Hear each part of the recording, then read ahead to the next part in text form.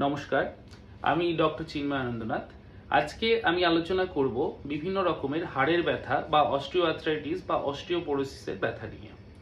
তো আমাদের এই অঞ্চলে খুবই কমন যে জিনিসগুলো পাওয়া যায় সেটা হচ্ছে বয়স্ক মানুষদের মধ্যে, বিশেষত মহিলাদের এবং কিছু কিছু ক্ষেত্রে পুরুষদের মধ্যেও কোমরের ব্যথা, হাঁটুর ব্যথা বা ঘাড়ের ব্যথা বা পিঠের ব্যথা নিয়ে নানা রকমের সমস্যার সম্মুখীন হন।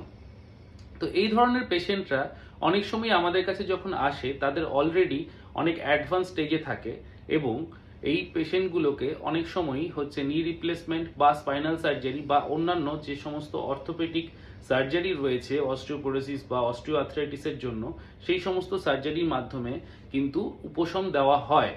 কিন্তু আমরা যদি আগে থেকে অনেক কিছু করি বা আগে থেকে যদি আমরা এই জিনিসটাকে প্রতিহত করার চেষ্টা করি তাহলে কিন্তু অনেক ক্ষেত্রেই দেখা যায় এই ধরনের অপারেশন থেকে আমরা মুক্তি পেতে পারি এবং সেখান থেকে কিন্তু আমরা আমাদের লাইফস্টাইলটাকেও ঠিক রাখতে পারি, তাছাড়া অনেকটাই পয়সা বাঁচাতে পারি। তো কি করা উচিত?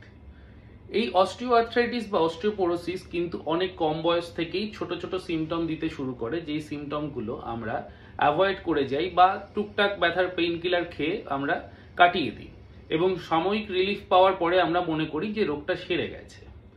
তো আমাদের তখন অ্যাকচুয়ালি কি করা উচিত?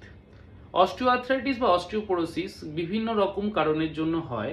তার মধ্যে মেইন কারণ হচ্ছে আমাদের এই অঞ্চলে বা আমাদের দেশে, সেটা হচ্ছে ভিটামিন ডি এবং ক্যালসিয়াম ডেফিসিয়েন্সি। এছাড়াও যেটা এজ রিলেশন আর হরমোন রিলেশন সেটা তো রয়েইছে, তার সঙ্গে মেইন নিউট্রিশনাল ডেফিসিয়েন্সিতে আমাদের ভিটামিন ডি অ্যান্ড ক্যালসিয়াম ডেফিসিয়েন্সির জন্যই কিন্তু মেইনলি অস্টিওআর্থ্রাইটিস বা অস্টিওপোরোসিসের শিকার এই অঞ্চলের মানুষরা বেশি হয়। এছাড়াও আমাদের যারা কঠোর পরিশ্রম করে, অনেক ওজন বইতে হয় বা মানে অনেক ওয়েট বেয়ারিং কাজ করতে হয়, তাদের ক্ষেত্রে কিন্তু হাড়ের জোর আস্তে আস্তে কমতে থাকে।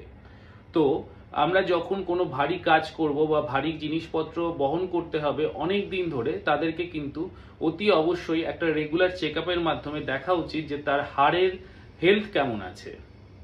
তো এবার আমরা আসবো ইন জেনারেল যে সমস্ত মানুষ রয়েছে তারা কিভাবে অস্টিওআর্থ্রাইটিস বা অস্টিওপোরোসিসের শিকার থেকে মুক্তি পাবে। যেহেতু আমি প্রথমেই বললাম অনেক কম বয়স থেকে বা অনেক আগে থেকেই কিন্তু অস্টিওআর্থ্রাইটিস বা অস্টিওপোরোসিস কিন্তু নানা রকমের সিমটম দেয়। যদি আমাদের কখনো কোনো রকম ভাবে ব্যথার সম্মুখীন আমরা হই, তাহলে প্রথমেই পেইন কিলার না খেয়ে একটু ডাক্তারের সঙ্গে যোগাযোগ করে একটু এক্সরে করে দেখে নেওয়া বা ভিটামিন ডি এর সাপ্লিমেন্টেশন খাওয়া বা ক্যালসিয়ামের সাপ্লিমেন্টেশন খাওয়া কিন্তু শুরু করা উচিত।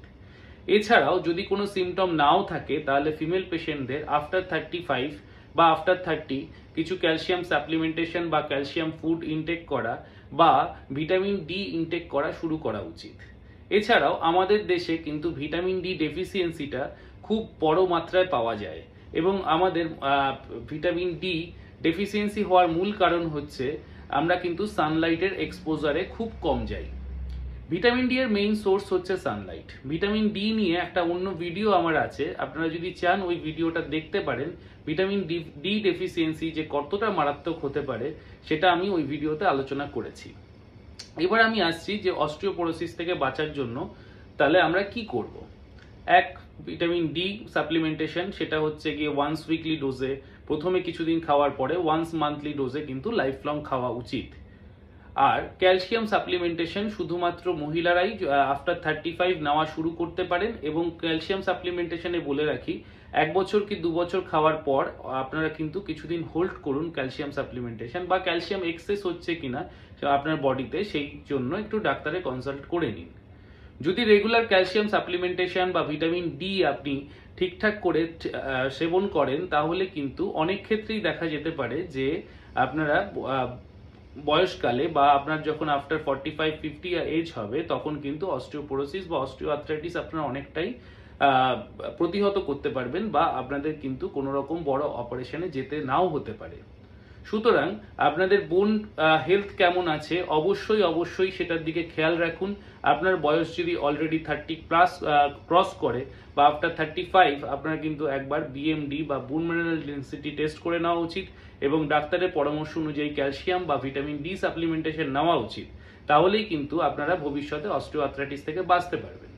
ধন্যবাদ আমার ভিডিওটা দেখার জন্য। যদি ভালো লাগে তাহলে আপনাদের ফ্যামিলি মেম্বার বা আপনাদের পাড়া প্রতিবেশীদের সঙ্গে শেয়ার করুন ভিডিওটা, এবং আমাকে যদি দেখাতে চান তাহলে অবশ্যই আমার বুকিং নাম্বারে যোগাযোগ করে আমাকে চেম্বারে দেখিয়ে নিতে পারেন। ধন্যবাদ।